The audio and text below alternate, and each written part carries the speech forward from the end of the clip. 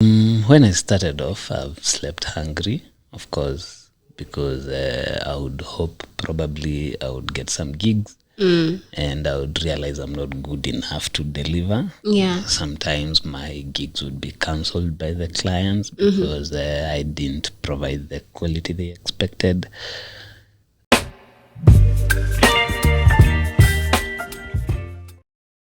Hi everyone and welcome to the Journey Africa. I'm your host Faith Murungu, and on today's episode we are joined by a very interesting guest. In an economy or in a culture that we're getting into, gig economy and remote work is becoming a usual thing. I think he's kind of an expert, but we shall figure it out. Anyway, hi. Oh, his name is Tonny Muiruri. Rose. Hi, Tonny. Hi, Faith. How are you? I'm fine. How are you feeling? I'm feeling good. A bit nervous. Nervous? But I'm sure. Actually, there's someone who told me if you want to get over that feeling, you breathe in 3 times and then let it out 3 times. Oh. Yeah. Okay, cool. Nice tip. So tell us a little bit, what's your most memorable moment of your childhood? It's taking me really back. I remember when I was in class 3. You know, that's how old I am. We're talking about class, not grade. I used to recite poems a lot. Oh. Yeah. And at one time I was told to recite before the then DC. And standing before a DC at that time was a big deal. So I still remember that. I think it's one of my many memorable experiences as a child. Yeah. Yeah. And do you go back to that memory now that you're old? Ama mimi ndo nimekukumbusha. Sorry? Do you go back to that memory like now? I think it's not that often because, like I've said, I have a lot of memories as a child. I've been brought up from a very normal family background, but the cheeky me definitely has a lot to say about my childhood. So that's just one of them. Just okay, that's Yeah. fine. And when you were young, Uh-huh. what did you say you wanted to be when you grew up? It used to change every time and then, depending on the kind of people I would meet or probably read about. At one time, I wanted to be a lawyer. At some Me point, I wanted to be a pilot. And then those days, the careers were so defined. You'll either become a lawyer, a pilot, an engineer, or a Yeah. teacher. Yeah. And at the very least, a soldier. Yeah. But they Oh, were you thought about being a soldier? I never thought about it, Oh. but it was just one of the few options that you would probably choose from. So basically, I juggled between becoming a pilot and a lawyer. I knew I didn't want to become a doctor because I was scared of syringes ever since I was a kid. Actually, that reminds me one time when I used to have tonsillitis a lot as a kid. So one time my mom took me to the hospital, and the doctor, I don't know why they chose such a huge syringe until I cried so loud. And now the doctor asked me, what class are you in? I remember I was in around class 4, but I had to say I'm in class 2. Yeah. Just to save myself from the embarrassment of crying so loud and being in class 4. But then my mom now told me, no, you lie to the doctor and probably now they'll have to give you medicine for a class 2 kid instead of a class 4 kid. So that's how much scared I was of the medical profession. So I was left with 2 options, being a pilot or a lawyer. And what did you end up choosing? None of those. So what did you choose? My choice of my career was based on my KCSE result. Okay, by career you mean what you wanted to pursue in campus? Yes. Okay. Exactly, because I think that's the clearest memory of a point when I I intentionally chose what I wanted to be. Yeah. Well, I had a good grade. I would choose any course I wanted. So what did you choose? I chose business. Business is broad. Yes.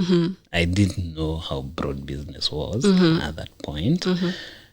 But our family had a history of people choosing Bachelor of Commerce. So without doubt, I definitely fell into place. Yeah. Yeah. So you chose business of commerce. Yes, I chose. And then you Bachelor of specialize Commerce. in? Now the story of selection is another one because we made those selections in our third year. And one thing I didn't want is any course that had mathematics. So Were you not good at mathematics? I was good at mathematics, but I hated the struggle I had to go through to do mathematics.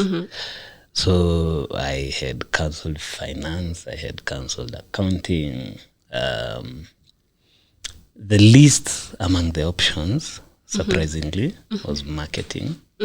Because when people mention marketing, I would associate it with those people who used to go around with toothpaste trying to sell the big one at a very cheap price.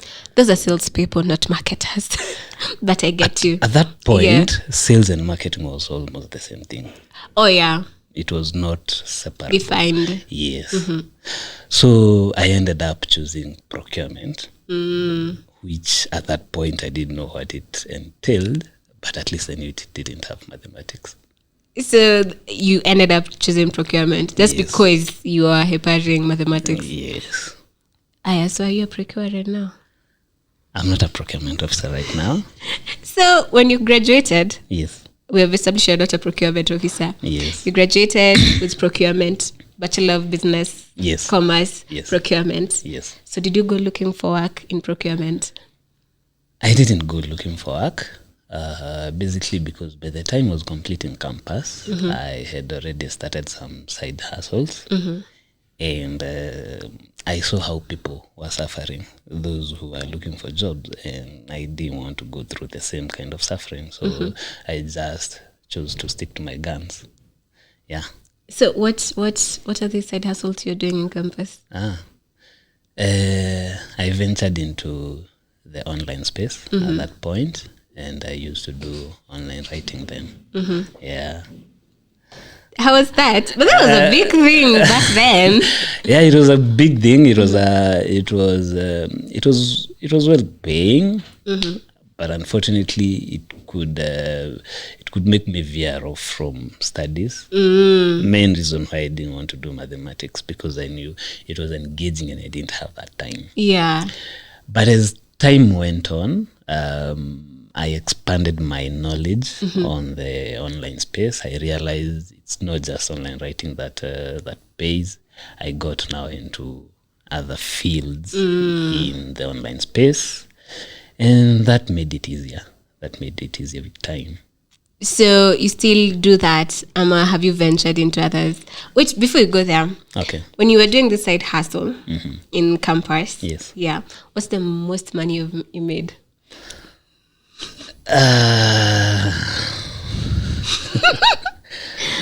Are you trying to make me declare my name? It's not your worth right now. It's like how many years ago? The most money I've made. You made when you were in campus? Like just doing the online? At a single time, cumulatively? Either. How much was like the most money you made? Okay, what I will say, when I was in campus, I just wanted to survive. I just wanted to get enough money to sustain me in campus, enough money to probably buy some nice clothes, enough money to pay my rent, enough money to probably buy a drink or two. So I was not so much focused in making money.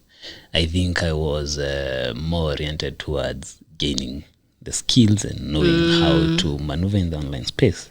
But when I completed, my perspective changed about money, and now I wanted to make the best out of it. So yeah, I have my highs and lows. What is the highest?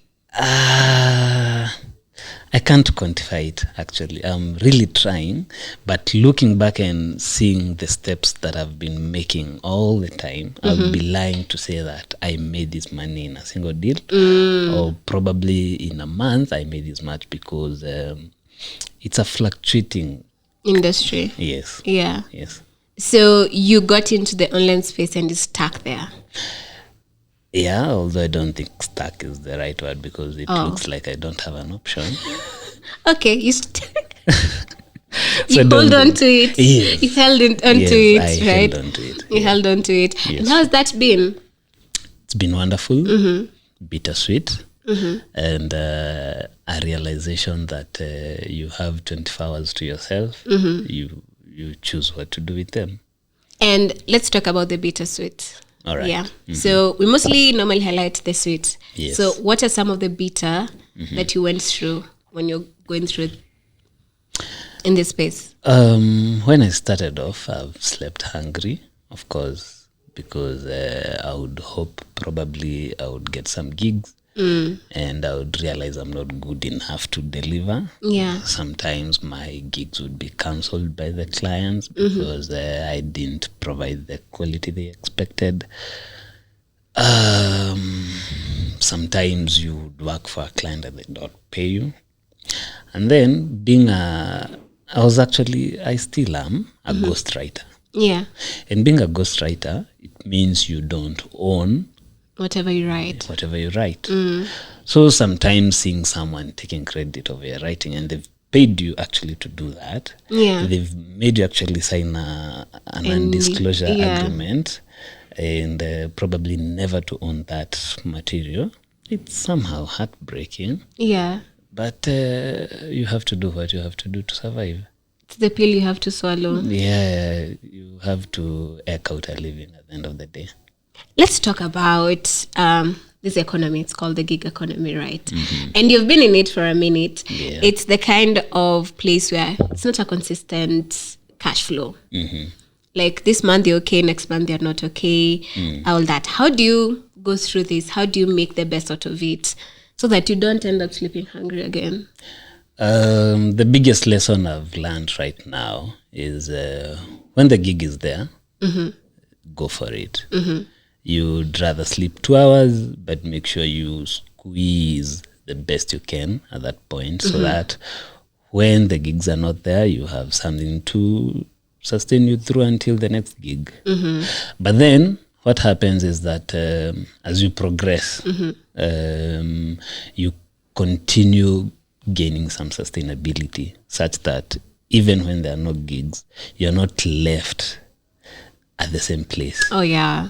Yeah, you'll realize that the periods which now the gigs are lacking are a bit shorter, with experience and with the right networks that you create in the online space.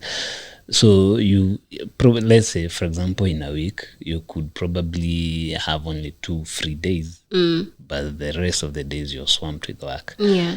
We used to have seasons where there is more work. Other seasons are a bit low. With now the zeal to expand your skills and knowledge, you realize that when the season is low on this end, it's high on this other end. So it's easier to jump ship and go now to where the work is. Yeah. So I think that's the flexibility and the versatility that comes with sticking your guns to the online space. And now, when now you've graduated, all that you've discussed it a little bit. Yes. How did you explain to your parents what you do? Were they like, kutafutie kazi, unatafuta kazi, and you're like, no, I work from home? Of course, there is that conversation, but luckily for me, it started when I was still in campus, because you started having that conversation with them. Yes, because now I had to explain where I'm going during the long holidays. Where were you going? I had started renting outside. Oh, wait. Yes. Pause. Context. You were staying in hostels. When I enrolled in campus, Uh-huh. I stayed in the hostels. Okay. But now when I got introduced to these jobs, Yeah. I found enough money to make me stay outside. Okay. And you see, staying outside was a big deal. Yeah. Yeah. Besides, I was more productive while staying outside than in the hostels. Yeah. So it worked for me best staying outside. So you're trying to explain to your parents. So now there comes this time that we are going for long holiday. My folks are there probably trying to secure me somewhere to do some some job, and then I'm here saying, no, I don't think I'll be available because there is something else that my friends have organized for me, and so they will now go deeper trying to understand what I was actually doing. Now, luckily, there are friends and relatives who they trusted more than they could trust me, who used to do the same thing. So it was easy telling them, even so-and-so is doing it. Yeah. So I think if you don't trust me, you can trust them and let me do it. So it made it more credible. Yeah. But I had to be a bit manipulative to make them understand. How? See, like that, I had to tell them someone else is doing it. Oh. And already they know that person. They know he's a person of high standards and integrity. Yeah. So they knew, if so-and-so is doing it, Yeah. then even Tonny probably can do it. Yeah. Yes. So what are the greatest lessons you've learned from working in this industry? Give me like 3. Wow. I think the harder task is compressing them to 3, but I'll try. One thing is consistency. You just have to be consistent. So it teaches you how to be You consistent. just have to be consistent in what you do. If you want to reap the benefits of the big boys, Yeah. which I still don't think I've gotten there. Really? But the vision is a bit clearer right now. Something else I've learned is while you're in the online space, you have to keep learning. You have to make yourself available for learning every single time. The technology world right now is very disruptive. Yeah. So when you're talking about the online space, we are talking about technology. You have to really keep your eyes and ears wide open to understand what's happening in the world, and that now comes with that readiness to keep gaining new skills. Yeah. And providing what the clients want. Yeah. That one. The third one is As I think about it. okay. So ulipeleka wapi degree yako ya procurement? I used the only place I've used my degree in procurement is to apply for my master's. Oh, you're doing your master's? Yeah. Oh, interesting. In what? Now, I had told you earlier that the least option for me when I was selecting a specific course in business was marketing. Yeah. Now, the strange twist is that I'm doing a master's in marketing. What influenced that? I spent around 5 years outside school, and I realized that my soft skills, my skills generally were commensurating with the skills needed in marketing. Yeah. The things I used to do, there are some digital products I used to sell, and I realized that I was quite convincing. I would actually even convince myself to buy. No, but you know something funny?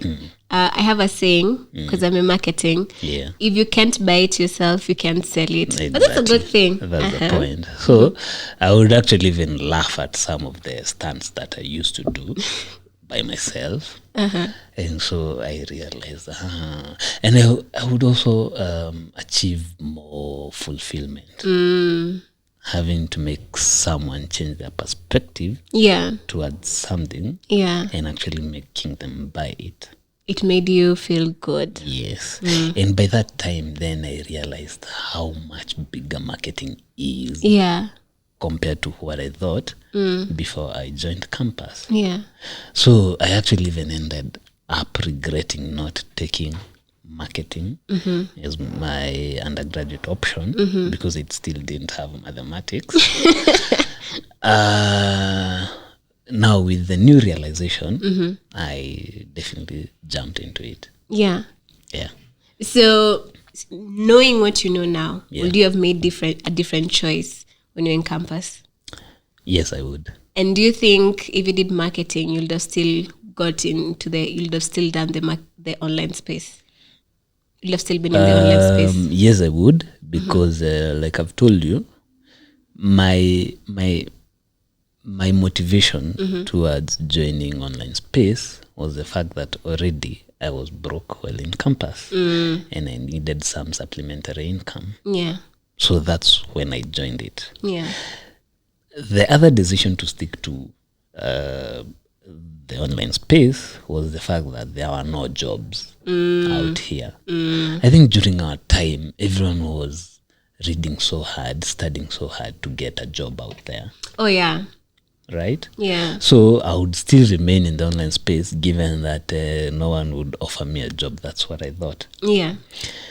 But now I'm of a different view that you should actually go to campus to broaden your mind so that you can be independent after through with campus in one or the other. Probably employ yourself, probably network in a way that you can just do something to survive in this harsh Nairobi.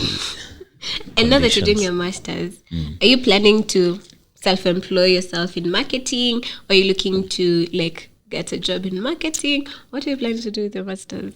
Or just are you there to learn and just to get experience? Actually, my decision to join masters in marketing was just to get a little deeper or to have some background knowledge in marketing. Yeah. And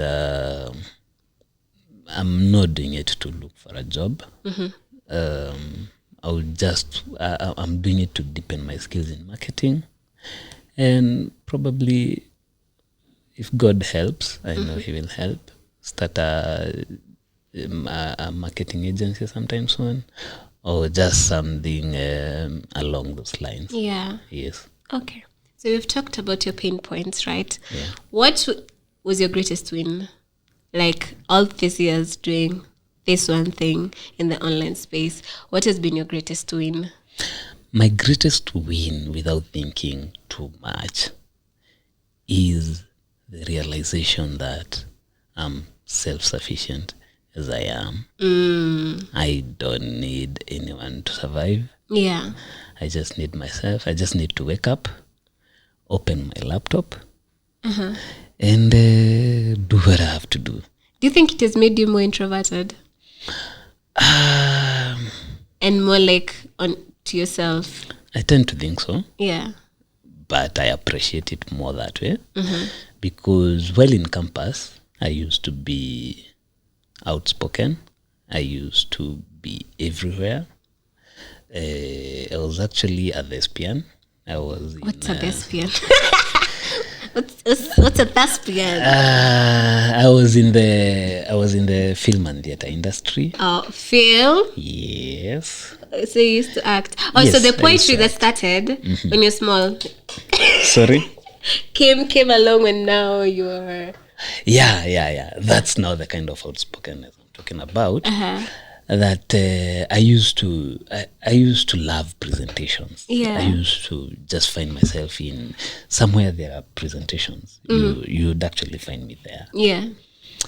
So now having to lock myself in the house and now doing things on my own, limiting interactions with other people, now introduced this element of just wanting to stay by myself, which I think is a gain right now because I've had more of my me times. I have been able to talk to myself and actually filter out the unwanted things and people and activities. So I think it has even made me feel more responsible. Responsible how? With myself. Mm-hmm. The fact that I don't have people to tell me, hey, let's go here, somewhere I didn't intend to go to in the first place. But because you probably want to maintain the friendship, you just find yourself going there. Now, without such elements of distraction, I feel being an introvert in that way, as much as it might sound boring, I think it's rewarding in one or the other. Okay, so what will you be your advice to anyone who wants to get into this space? What will you tell them? You have to be bold. You have to be bold enough. Right now, it's more difficult compared to our times. But the good thing is that you can establish a specific niche. Like I said, there are so many entry points to the online space. You don't just have to do the online writing things or content creation. You can. There are so many other remote tasks. Online. All you have to do, just put some bundles and look for what you like. I was actually surprised to find that you can actually even take pictures and sell them online. Pictures of what? Pictures of landscapes, pictures of... Oh! Yes, no people get paid for that? Yes. Oh, wow. Yeah. There are sites that you just upload your best photos. And then someone else who's probably intending to use them on their website or something will pay to get the rights to use your photograph. So you can imagine if you took like 100 photos, 50 of them are bought. They're probably bought at $20 or $30 a photo. With the exchange rate right now, you'll be earning some good money. So we can say now the opportunity, not everything that's online, your opportunities abroad. So just be bold enough. Just be bold enough to just make that decision and get started. To go right into it. You won't lack something to do. Trust me. Okay. I'm a heavy believer of whatever you want to do, just start doing it. You'll probably find now the right people to hold your hand. You'll probably find the right attitude to do what you want to do. But just start doing it. At the very little chance you have, you just do something. No one was born knowing what they know. We learn. And those who you think are the best at what they do, they have definitely gone through that journey. Yes. Of self-discovery, learning new skills, implementing it, falling down, getting back up again, and just, as you said, being consistent at it. Thank you, Tonny. Nothing more to add on that. Yes. That was your time not to do pa. But anyway, we're introducing something new. It's a game. Okay. I'm going to give you words. And then you say the first thing that comes to your... Okay, in my mind. In your mind. All right. Are you ready? Ready. Don't overthink it. Okay. Blue. Out of the blues. That's the first thing that came to your mind. Yes. Okay. Vacation. Now, am I supposed to... What am I creating? Anything. A sentence? No. Like if I say something, like a word, and then just say anything that is related to that word that comes to your mind. Okay. All right. Tuko pamoja. Okay. Vacation. Hawaii. Ooh. Why? Why Hawaii? Because I have read about it as a destination. Is that a place you want to go? Have you seen photos of Hawaii? Yeah. Oh God, they're breathtaking. They're awesome. Food. Mokimo. Are you a Kikuyu? Besides, it's my favorite. You know Kikuyu. Mokimo is my favorite Uh-huh. because it's a wholesome meal. Yeah. On its own. Yeah. And it's easy to prepare. Okay. Yeah. Power. I had thought of KPLC Mm-hmm. and then Maandamano. Mandamano. Yeah. Wait, Mandamano and power? Yeah, definitely Maandamano. Maandamano is more of a, what would I say?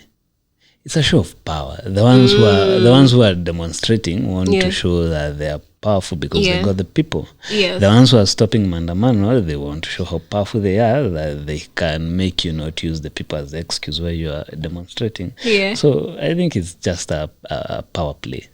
Okay. You can also get to do the same. Mm-hmm. To ask me a question and then I tell you what comes to my mind. Mind.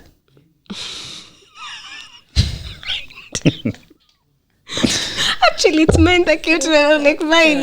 Yes. So what came in your mind when you mentioned mind? Mind. You don't mind having another thing? When you said mind, the first thing that came to my mind was mind. Okay. Digital marketing. Podcast and Instagram. Oh, yeah. Looks like Instagram is your favorite. Stop. No, Pinterest is. People underestimate how addictive Pinterest is. Actually, Pinterest is addictive. Addictive. Yes. Yeah. I can attest to that. What else? Kama una watu ni sawa tu. Relax. Yes. That's the word, relax. Come on. Give me another word. Okay. Oh my God. Shoes. Boots. Oh, all right. I'm an addict. Of boots? Of boots. That's interesting. Yeah. I actually wore my first boots 2 months ago. Yes, soccer boots. When I started playing football. What do you normally wear? I never played football until 2 months ago. No, but you never wore boots before then. So what did you used to wear? Not even like the shoe boot, like the one like guys wear, like it's like a kaboot. No. My kind of shoes have to be low-heeled and without the laces. So I've never worn boots before. You look surprised. Very. Maybe it's because you're used to boots. Oh yeah. Now you're meeting someone who doesn't wear the boots. Yeah. Okay. Thank you, Tonny, for gracing our episode. Thank you so much. I've had a good time having these conversations. I hope it's not the last time. I hope not. Yeah. Wait, have you made your first million yet? Million of what? Hair? I have a lot of hair. Money. Have you made your first million yet? That's a yes. Anyway, we shall look for you when you get to 10 million. Or you've made 10 million? Not yet. Which are you, 10 million or 100 million? It depends on how soon you need me here. Okay. Oh, goodness. He has not made his first million. It depends on how soon you need me here. Yeah. Come nanifukuza 100 million. No. We should look for you when you start your agency, because you've spoken that that's something you want to start. Yeah. So we shall get there, and then you can tell us the journey of building a business. Oh, okay. Yeah. That's a good start. Yeah. Thank you. Any parting shots? I just want to encourage those people in the online space right now, whether you are a freelance photographer, whether you are an affiliate marketing content creator, whether you are an influencing an influencer. whatever you do, man, Yeah. you know how hard it is to get it out there. But just keep doing it. Keep doing it. It's definitely rewarding. Yeah. And the grass is not green on the other side, so just stay where you are. It will become green as you get there. Exactly. Okay. Yeah. That's a new one I've heard. So keep doing it. Keep doing whatever you're doing. Thank you, Tony, for gracing us. And until next time, walk your journey in confidence. Remember to follow us on all our social media platforms. That is, Kwanza, subscribe here on YouTube. Follow us on Spotify, Instagram, TikTok, and Twitter. And walk your journey in confidence. Wow. Bye. Bye, guys. Until next time when I make my 100 million.